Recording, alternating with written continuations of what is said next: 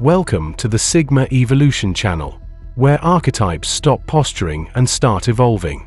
Picture four figures standing at a crossroads like chess pieces mid-game. The alpha is a rook, loud and linear, charging forward with force. The beta is a pawn, dutiful, anxious, hoping not to be sacrificed. The sigma is a knight, detached and clever, moving sideways through the board, admired for independence but often circling alone. And then there is the Quizma, not a piece at all, but the player who learned the rules, the psychology of the opponent, and the patience to wait. His greatest advantage is not dominance or withdrawal, but conscious integration. He does not flee the game, nor does he try to flip the board. He learns how minds move.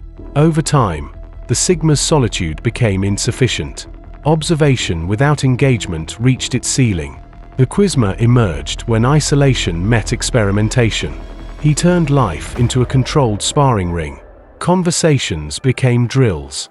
Conflict became data, where the Sigma relied on distance to preserve autonomy.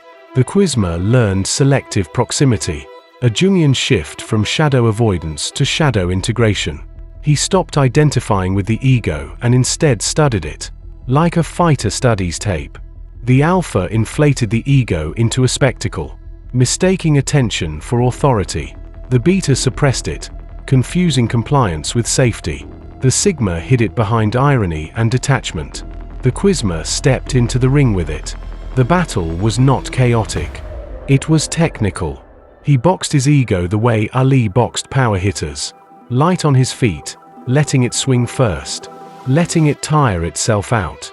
When arrogance lunged, he slipped. When insecurity jabbed, he parried. Like Bruce Lee, he refused rigidity, absorbing what was useful and discarding the rest. Jung would call this individuation, the ego no longer ruling the psyche but taking its proper place within it. Freud might say the Quizma taught the ID restraint without repression. Adler would recognize the movement away from superiority toward mastery. Over time, the ego stopped being an opponent and became a trained partner. This is where the Quizma separates cleanly from the alpha and the beta. The alpha seeks validation through dominance, still enslaved to external mirrors. The beta seeks belonging through appeasement, governed by fear of rejection. The Quizma seeks alignment. He no longer reacts. He anticipates. He no longer needs to prove. He positions. The sigma, once proud of disengagement, becomes a stepping stone rather than a destination. Independence matures into strategic presence. Silence becomes a tool, not a refuge. And so the story closes not with silence, but with embers. The ego never dies. It was never meant to. Fire only destroys when it owns the house. The alpha lets it blaze.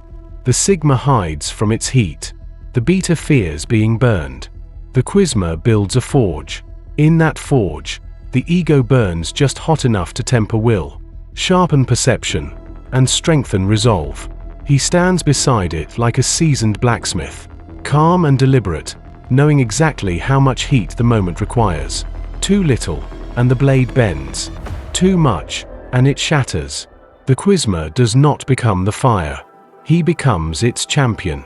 He carries controlled flame forward, leaving no smoke, no scorch marks, no need for applause. Only the quiet certainty of a man who mastered the fire without turning himself into ashes. Please don't forget to like, comment and share, and click that bell icon to keep up with the Sigma evolution.